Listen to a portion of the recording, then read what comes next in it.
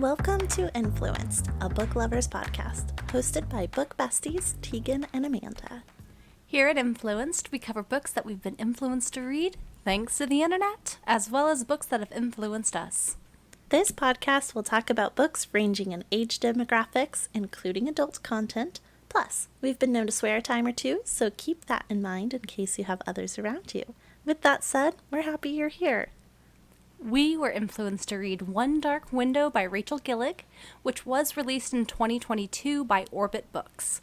The audiobook is 12 hours and 44 minutes at normal speed. This is a completed duology, with the second book being Two Twisted Crowns that was released in 2023. In all transparency, I have read Two Twisted Crowns, and Tegan is currently reading it. So if you haven't read the book yet, don't worry, we will start with a spoiler-free overview and then give you a fair warning when we get into too much detail. Yes, and no worries about any Book 2 spoiler content here either. We will only be covering Book 1 on this episode. One Dark Window is a gothic fantasy with a romance subplot and some dark fairy tale vibes. This book has a unique magic system with a potential prophecy, found family, sort of, bandits, and fake dating to slow burn romance. There are two types of magic in this world. One type is from the spirit of the wood, an old deity that people no longer revere. That type of magic starts with an infection and fever, and it leads to degeneration of either the mind or the body. The other type of magic comes from providence cards. These were created by the Shepherd King hundreds of years ago after he was granted powerful magic by the spirit of the wood. There are 78 cards in existence, 12 different or unique cards, and each one has a different type of magic, a different ability. And there's a negative side effect if it's used for too long. These cards are rare and highly coveted throughout the kingdom. The first type of magic I mentioned, from the spirit of the wood, is forbidden. The people who are infected are hunted down and executed. The Shepherd King also wrote the Old Book of Altars, a guide about the spirit of the woods, how to avoid infection using charms, the providence cards, what each card does, what happens if it's used too long, etc. And the book also mentions how to get rid of the mist, which causes infection, and how to cure those who are infected. So the main character, Elspeth, is infected, and she meets other characters who are seeking to unite the deck to get rid of the mist. This book follows her on her journey with a lot of conflict along the way and an edge-of-your-seat cliffhanger leading into Book 2. It is told from first-person perspective, entirely from Elspeth's point of view. It's time for us to give our star ratings of One Dark Window. So, how do we rate our reads? It's great that you asked. We both have a similar star format. If it's 5 stars, it was a great read that we really enjoyed and would read again, and that any criticisms are probably just small personal preferences. A 4-star rating means we enjoyed it, but there were some minor issues worthy of a deduction. 3 stars means it was enjoyable overall, but we had some criticisms. If we give it 2 stars, we really didn't like the book. There were some glaring issues with both plot and characters. Finally, you'll probably never hear a 1 star on here, because if it's that low, we probably didn't finish it. So I will say that this book was a 5 out of 5 for me. I absolutely loved it. It's completely worth the hype that I have seen on social media for it, because this is so unique. In many different fantasy books, you'll see common elements that are kind of weaved throughout these books, maybe done in different ways, but the same kind of core to them. This book was just so different than anything that I have read recently, and I read it at the end of 2023, and it was just a great way to finish out a year full of romantasy stories that I've read that I did enjoy, but maybe had some overlapping elements that this one just stood out to me. I immediately dove into Two Twisted Crowns when I finished the first book, especially due to the cliffhanger ending. This was a 5 out of 5 for me as well. I agree. It was so unique, and it was really refreshing to read something that included concepts I haven't read in other fantasy books before. And I also dove right into Two Twisted Crowns when I finished it. You even had the option of rating Two Twisted Crowns next or another sequel to another book next, and you decided to go straight into Two Twisted Crowns. I did. I think it just goes to show it was really enticing. Yeah, it was really good. I wanted to just keep going with the story, and the way that this book ended, I was so eager to find out what's next for our character. And if you also liked this book, we have some similar reading recommendations for you to check out, including House of Salt and Sorrows by Aaron A. Craig, The Year of the Witching by Alexis Henderson, For the Wolf by Hannah Witten, and Caraval by Stephanie Garber. That is it for our spoiler-free content, so this is the part of our journey together where we do more of a deep dive and discussion into the story. So, if you have not read One Dark Window, now is your time to stop listening if you don't want the ending spoiled. Now, if you don't mind spoilers, by all means, join us further. And now it's time for our favorite part of the episode, where we describe each of the main characters in 3 words. I'll start with Elspeth. I put stubborn, cautious, and intelligent for her. Those are solid. Mine are pretty straightforward. It's been a hot minute since I've read the book, so I am going off of my terrible memory, which is smart, kind, and determined. One character I'm very curious as to what you have those 3 description words for are the Nightmare. I really enjoyed the Nightmare's character, but we can get into that later. My 3 words to describe him were soothing, cunning, and eager. Yeah, I can see that. I put sarcastic, problematic, and protective. Yes. That I'm sums him up. glad my memory is serving me right then. That sums him up really well. Okay, what about Raven? Our last one. I had a hard time with Raven because I felt like we didn't get a lot of his character motivations in this one. I'm hoping for more of that in book 2, and I think we're going to get it in book 2. But from what little we did see of him, I picked protective, honorable, and noble. Yeah, I put quiet, secretive, and loyal. I feel like Raven was a good character, don't get me wrong, but there were many other characters that kind of outshined him, and he kind of felt like a wet blanket in comparison to everybody else. A loyal wet blanket. Yeah. Nothing, I don't know, just like nothing really stood out to me about him besides, oh, he was the love interest. So this book is about these 12 Providence cards. That is the main focus of the story and their magic. What did you picture in your head when these cards were being described? I thought of them kind of like oracle cards. Like where each one is different and has a different fortune. And also, usually with oracle cards, if you draw a card and it's upright, it means something positive. Like there's some like beneficial thing to it. But if it's upside down and it's reversed, that is usually a negative side effect. So especially with the way that these cards had some sort of benefit, but then there was like a detriment to using them for too long, it just really took my head straight to oracle cards. What did you picture?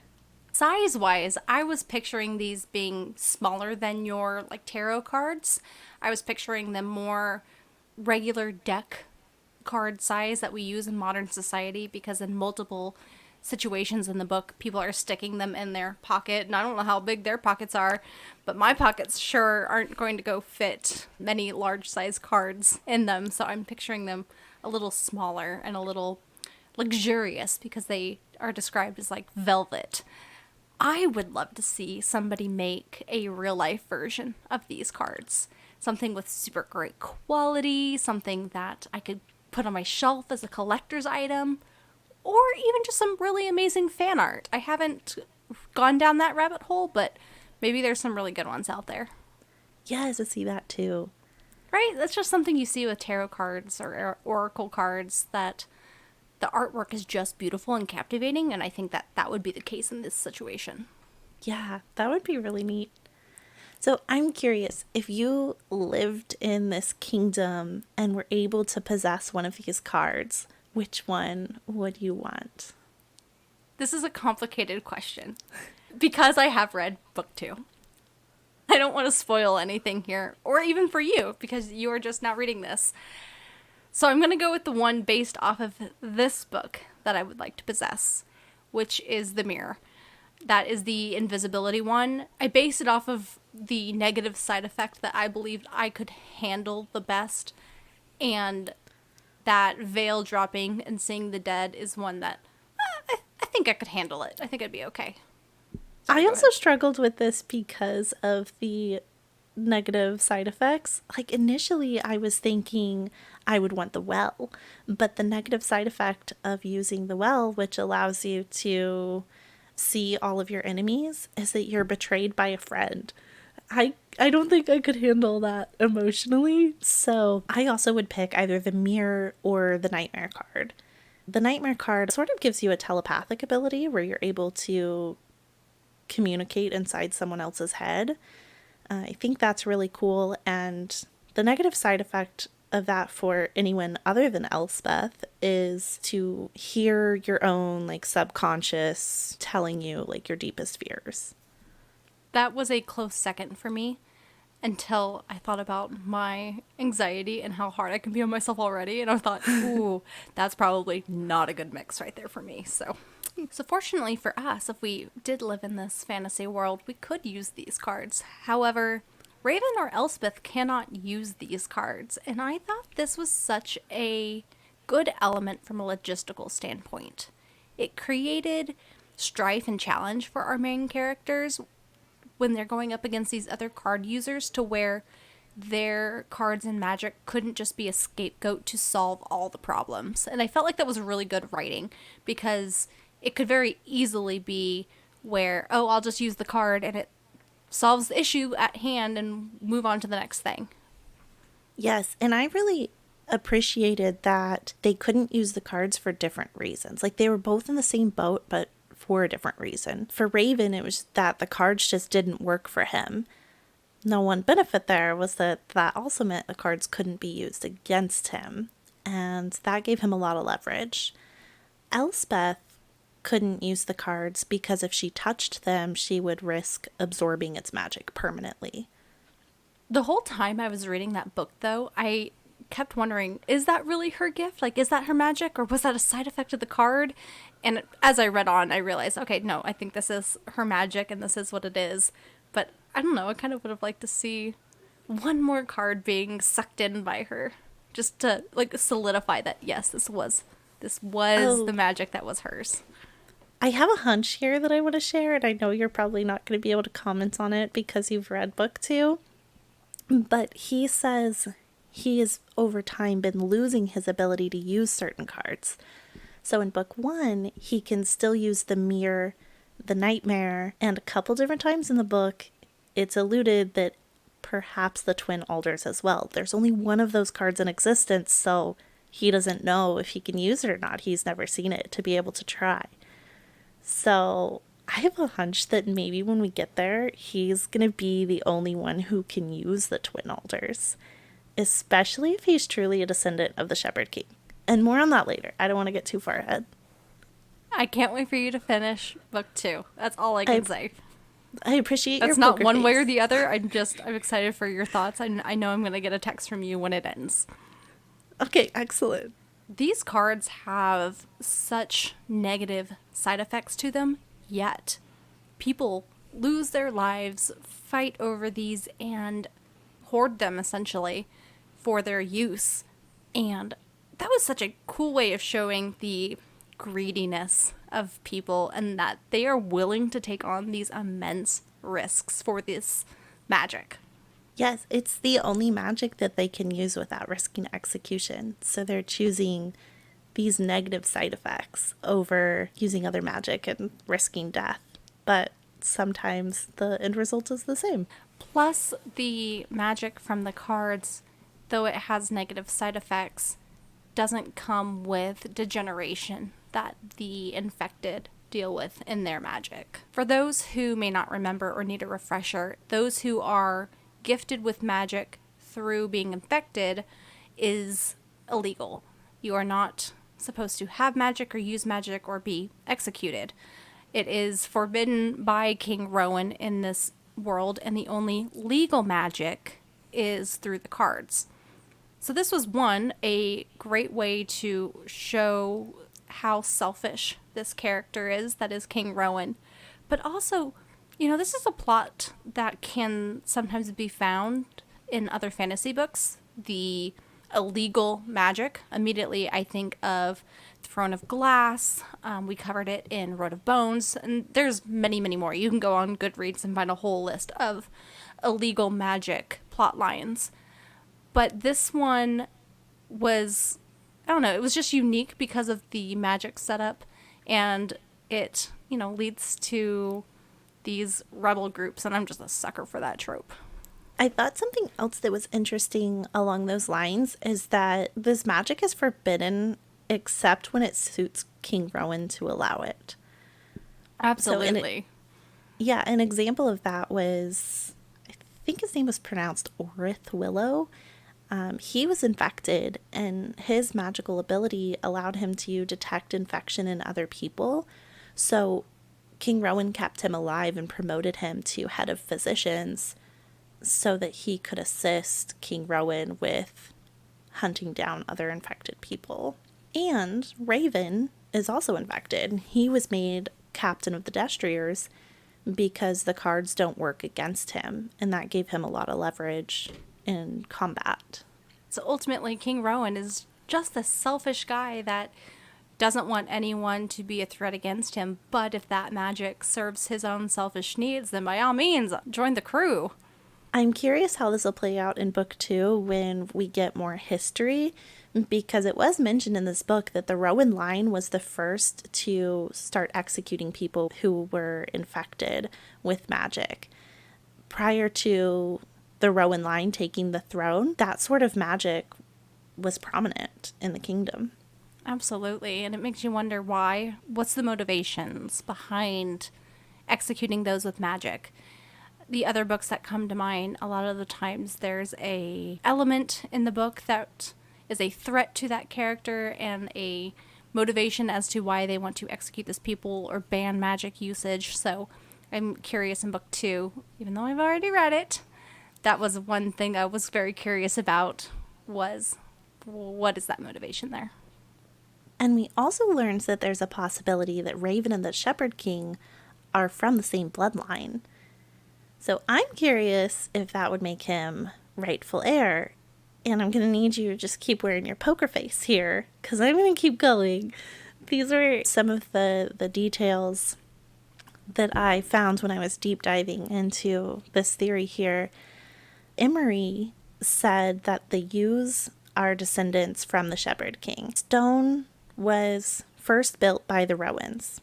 The only castle not made of stone is the one in ruins at Castle Yew Estate.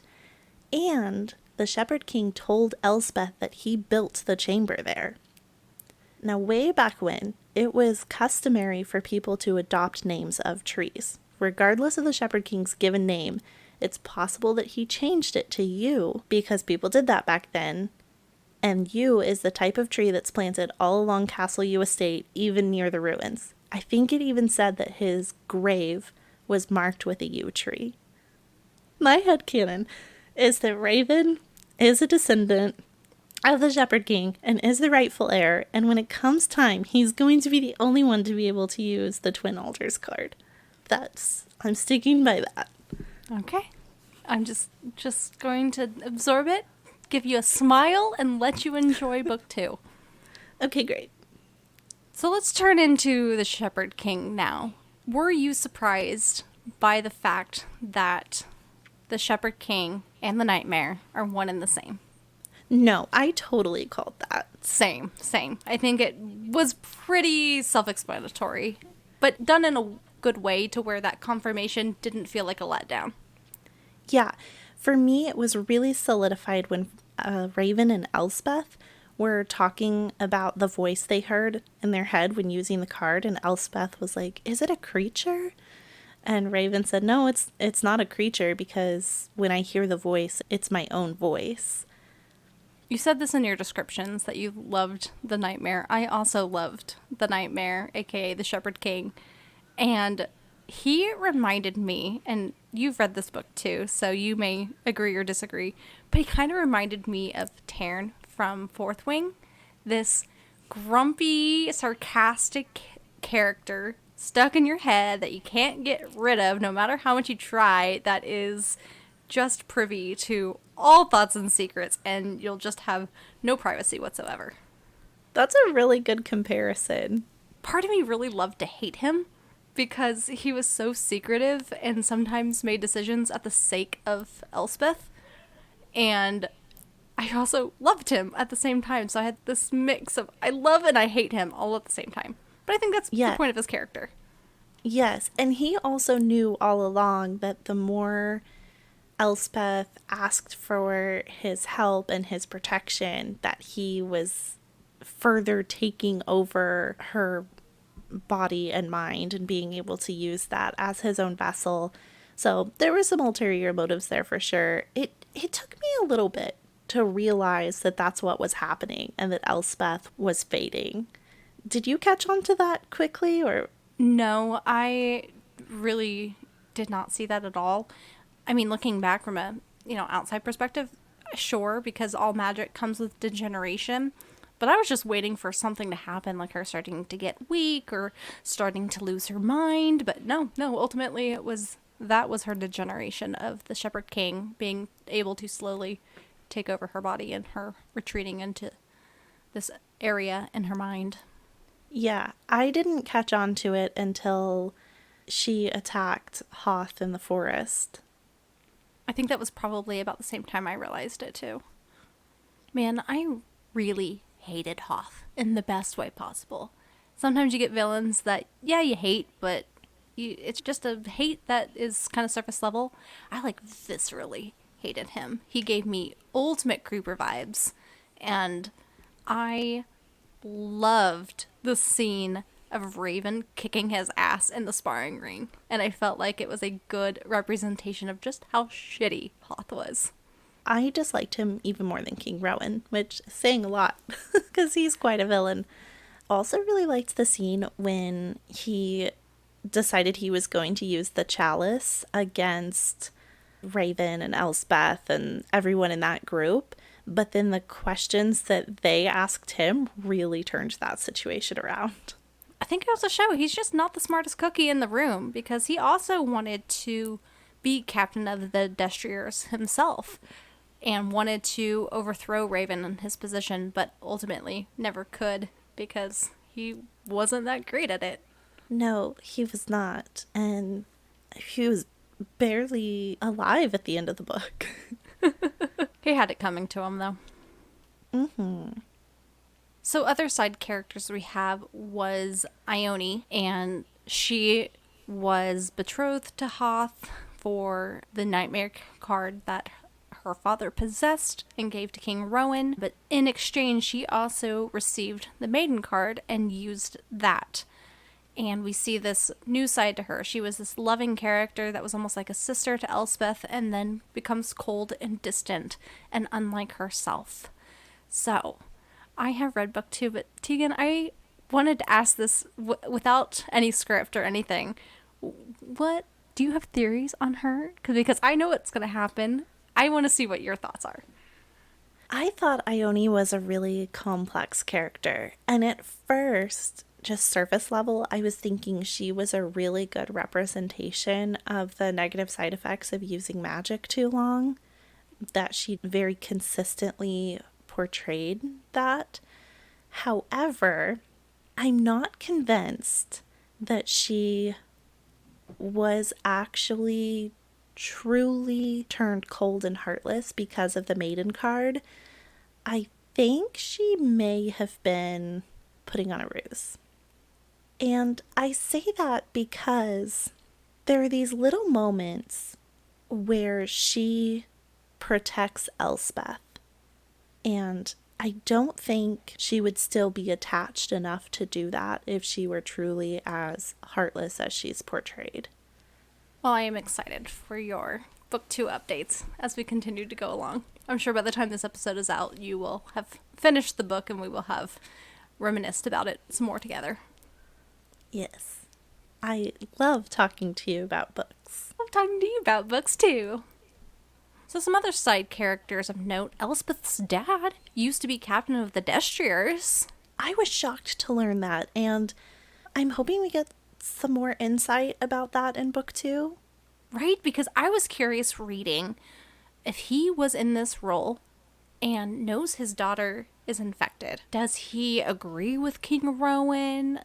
Why did he leave that position? Was it, just a natural retirement, or was there something else involved? Yeah, I'm really curious to find out more about that. It was literally just a one-liner in this book, so I want to know.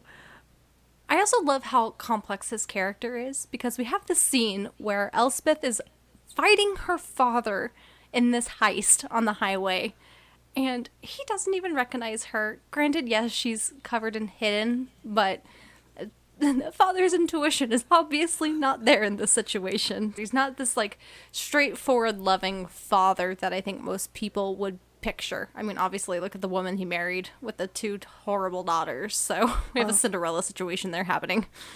Ugh, I know, and it sounds like he really hasn't been very involved in Elspeth's life. Like, he's done what he can to protect her. He sent her to live with her aunt and uncle. He's paying them to keep her, and she's been there for 11 years. And it sounds like she only gets to see her dad maybe once or twice a year. Yeah, I felt really bad for her in that situation. I know, I'm so sad. The last side character that I wanted to shout out, because I think he was my favorite character out of these characters, was Elm. I feel like he was a good mix of asshole and trouble, but in a good way. And I really, really enjoyed him. Yeah, he kind of reminded me of Riddick in Fourth Wing. Yes, that's also a good comparison. But before we change the subject off of side characters, I did want to mention Elspeth's uncle, because this man raised her, and in the end, he betrayed her. I totally did not see that coming. I didn't see it coming either. I got this vibe reading him, sure, he's not a great guy and he's like a brown noser to the king, but I also figured he wouldn't betray his own family, and yet he did.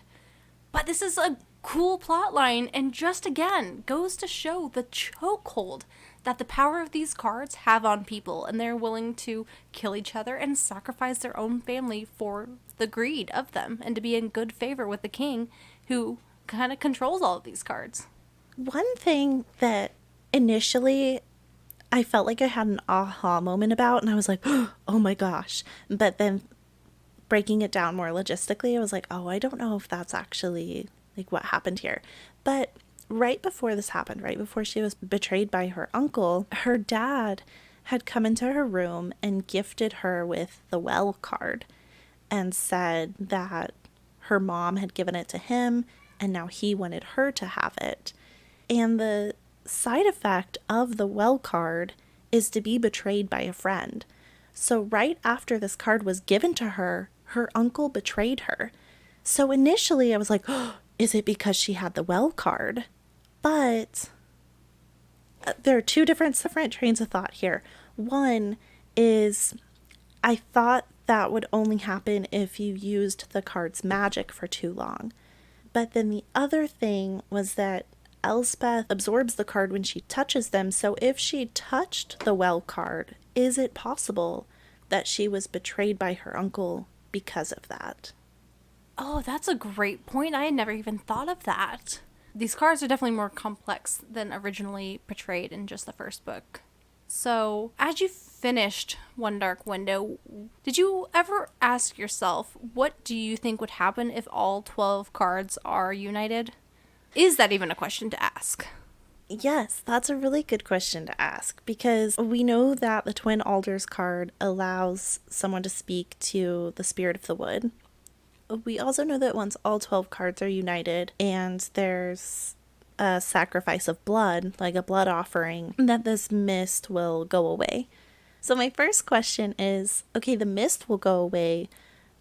but then will the spirit of the woods still be prevalent? I'd also like to know if the 12 cards are united, the infections are gone, and the people who are currently infected are cured, then will Elspeth regain control of her mind and body?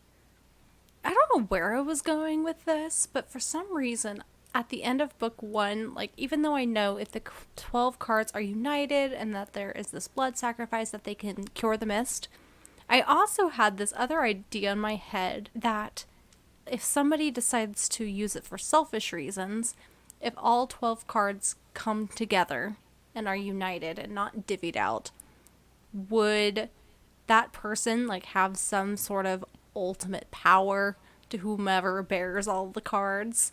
I don't know, maybe it was just I've seen enough movies and books where you collect these things for the ultimate power, and I just thought that. I'm not saying that that's where that goes, but that was my kind of off the wall theory at the end of book 1.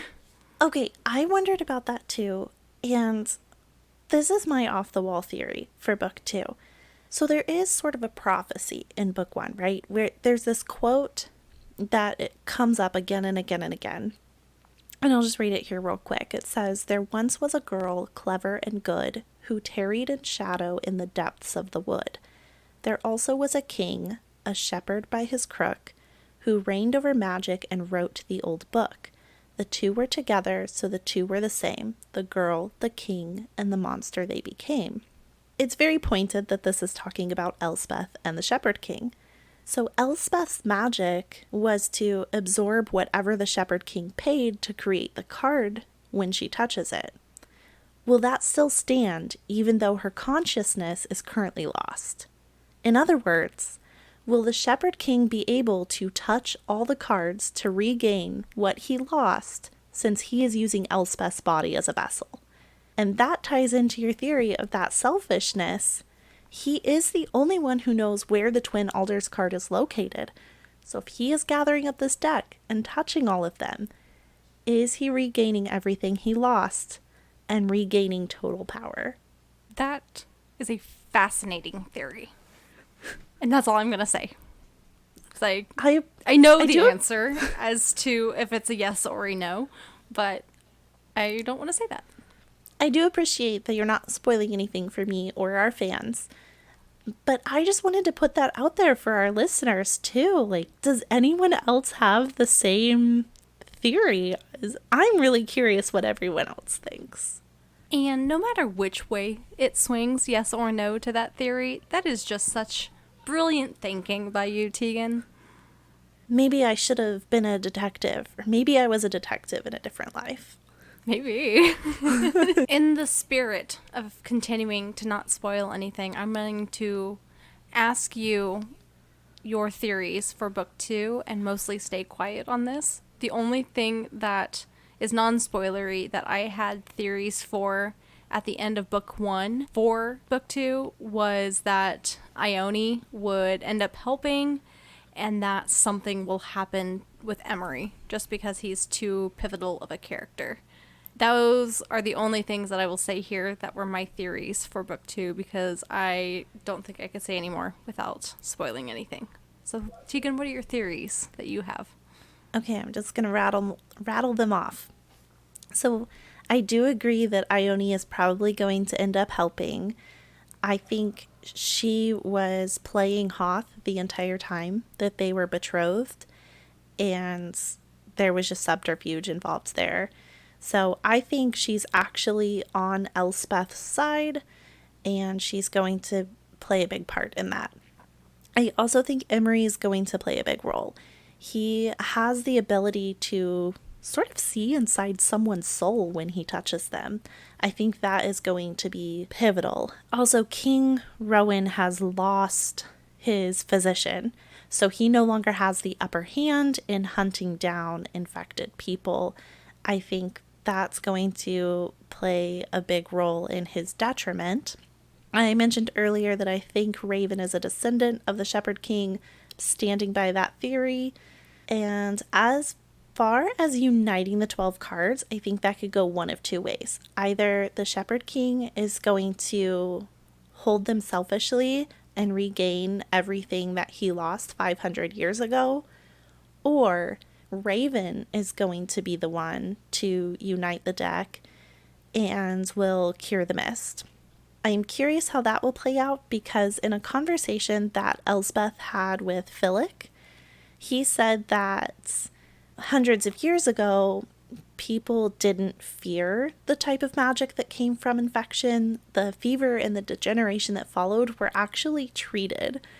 So I think if that's the case, then maybe reality exists where people can have magic and use it openly and freely. Those are lots of good theories. And again, I just await your text when you finish this book. I'll probably be texting you all the way through it. I appreciate that too.